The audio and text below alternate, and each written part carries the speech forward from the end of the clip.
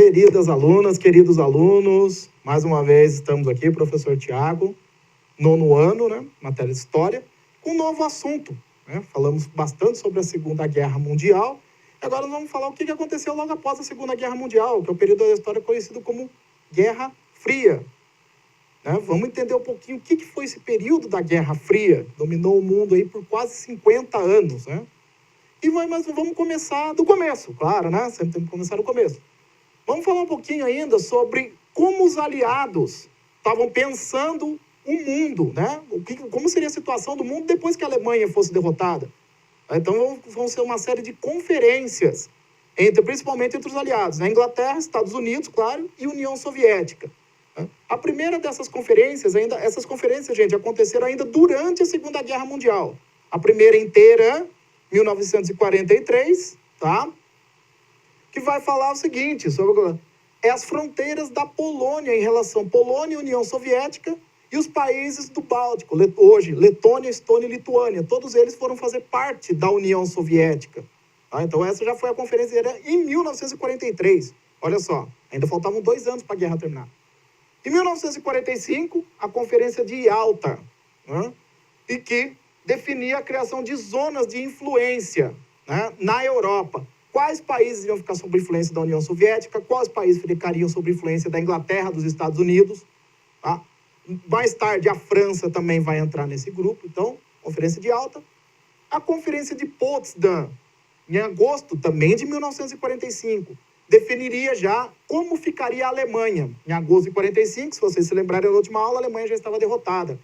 Né? O nazismo já tinha sido derrotado. Então, como ficaria a Alemanha? A Alemanha ficou dividida, né, entre União Soviética, Inglaterra, Estados Unidos e França. A cidade de Berlim, a capital da Alemanha, gente, também vai ser dividida dessa maneira. Uma administração soviética, uma administração norte-americana, inglesa e francesa. Essa é a Conferência de Potsdam. Tá? E por último, também, né, no final de 1945, a Conferência de São Francisco, nos Estados Unidos. Essa é muito importante, porque justamente nessa Conferência de São Francisco, gente, vai ser criada a Organização das Nações Unidas, a ONU, tá? Que é um órgão, né, que foi pensado, né, criada para promover a paz mundial, a cooperação entre os países do mundo, para evitar que se existissem guerras como a Segunda Guerra Mundial, né? Aquela morticina, aquela destruição. Então, para evitar todo esse tipo de problema, vários problemas que afligem a humanidade, né? E tentando trazer essa cooperação, os países se cooperando uns com os outros, foi criada a ONU em 1945. Tá? Então, essas são as conferências. Como que o mundo ficou depois da Segunda Guerra Mundial. Aqui, gente, ó. O Churchill, o Stalin e o Roosevelt, né? O Churchill, o primeiro-ministro inglês, o Roosevelt, o presidente americano, e o Stalin, o líder soviético, na primeira das grandes conferências, em Teherã, em 1943. Olha aqui, ó. Aqui a gente está vendo o mapa da Alemanha, tá? A parte em que vocês estão vendo que está em laranja ficou sob influência da União Soviética, decidido na Conferência de Potsdam. A parte, né, amarela ficou sob responsabilidade, né, americana, norte-americana, inglesa e francesa. Aí tem aqui Berlim, olha, vocês podem ver também, né, destacado, Berlim também, da mesma maneira, amarela, norte-americana, inglesa e francesa, laranja, soviética. Aqui temos o mapa da Europa. Como que a Europa ficou depois dessas conferências? Né?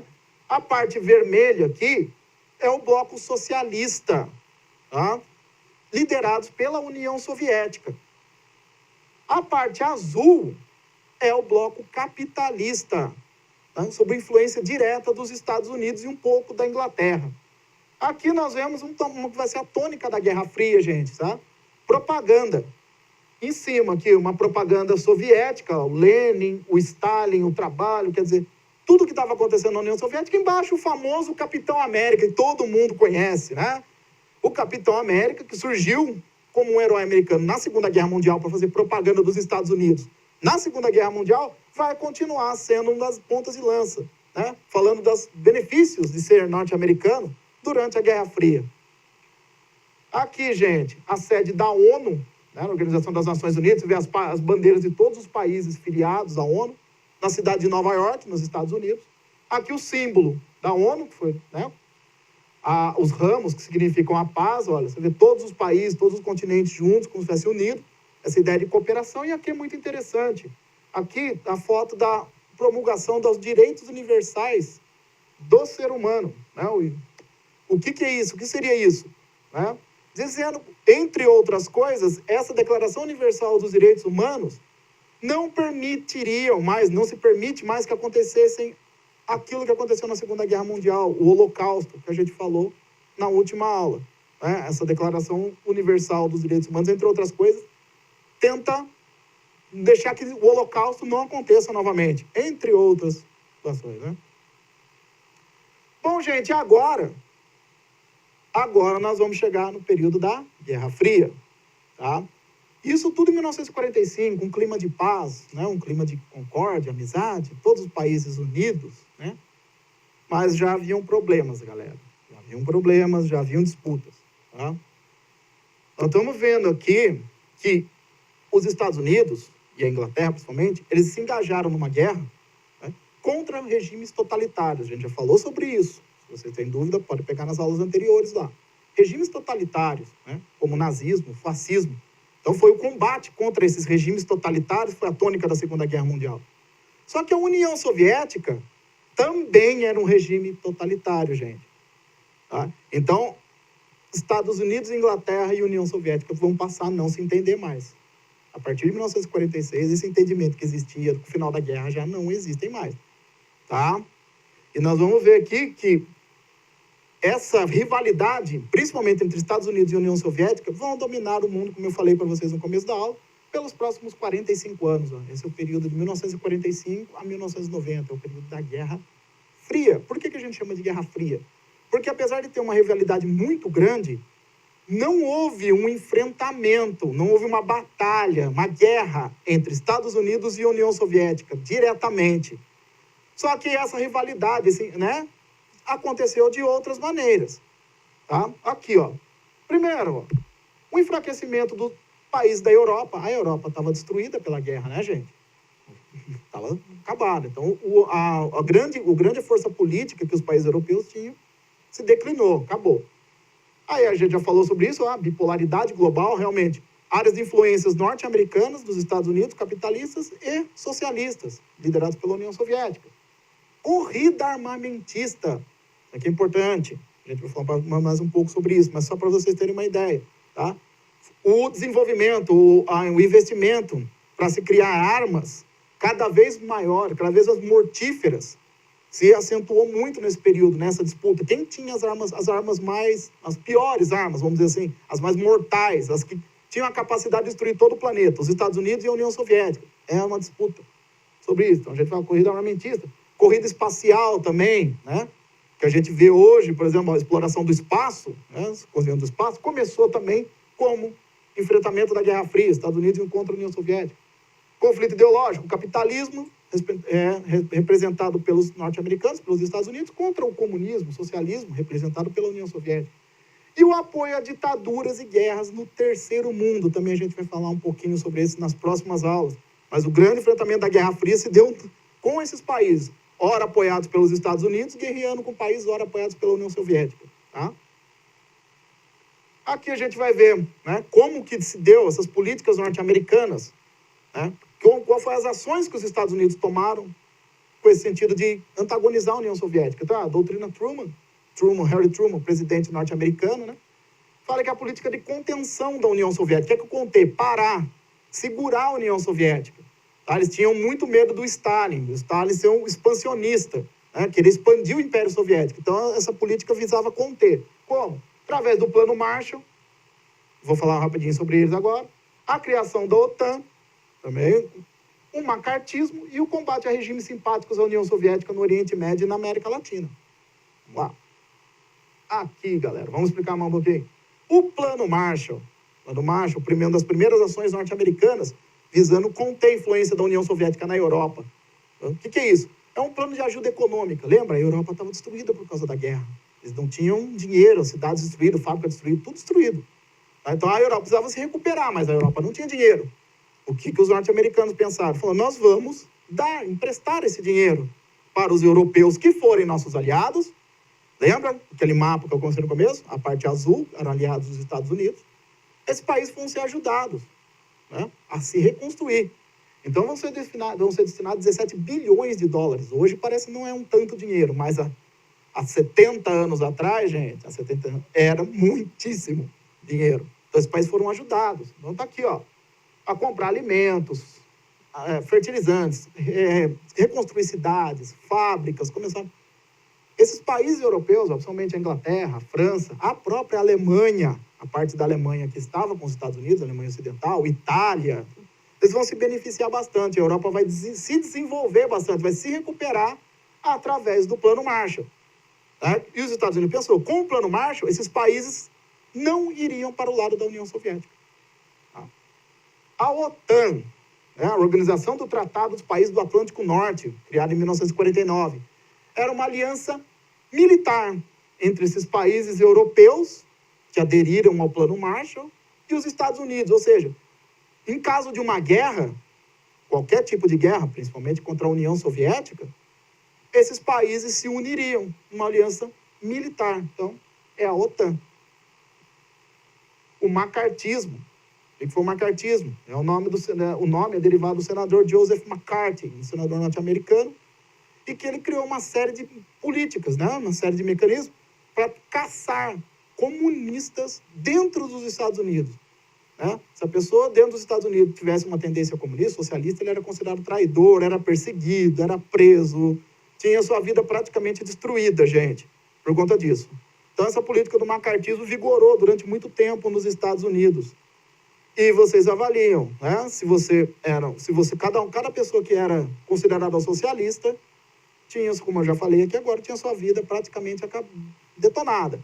Então, muitas pessoas foram perseguidas, tiveram a sua vida praticamente, né, encerrada, acabada, injustamente. O macartismo foi um período muito negro, muito triste da história norte-americana. Então, a gente falou um pouquinho dos Estados Unidos, vamos falar um pouquinho da União Soviética. A União Soviética também era contra, né? Então, ele também tinha políticas, olha lá. Caráter, né, de liderança do chamado mundo socialista. Se os Estados Unidos tinham a liderança do capitalismo, o socialismo estava com a União Soviética. Então aqui, ó, 1948, o bloqueio de Berlim. 1949, a criação da República Democrática Alemã, a Alemanha Oriental, né? Lembra? A Alemanha separada. A criação da Comecon, a bomba atômica soviética, 1949, e em 1955, o Pacto de Varsóvia. Aqui, gente, o bloqueio de Berlim. O que foi isso? Já em 1948, o Stalin estava vendo que ele tentou antagonizar os Estados Unidos. Ele queria criar uma tensão, ele queria criar uma rusga, né, uma treta entre os capitalistas, né, e os soviéticos. Então, o que ele fez? Ele bloqueou Berlim. Berlim, se a gente ver no mapa, lá no comecinho, só olhar, vocês olharem rapidinho, vocês vão ver no mapa, Berlim estava totalmente dentro da área soviética da Alemanha. Tá? Só que, diferente, né?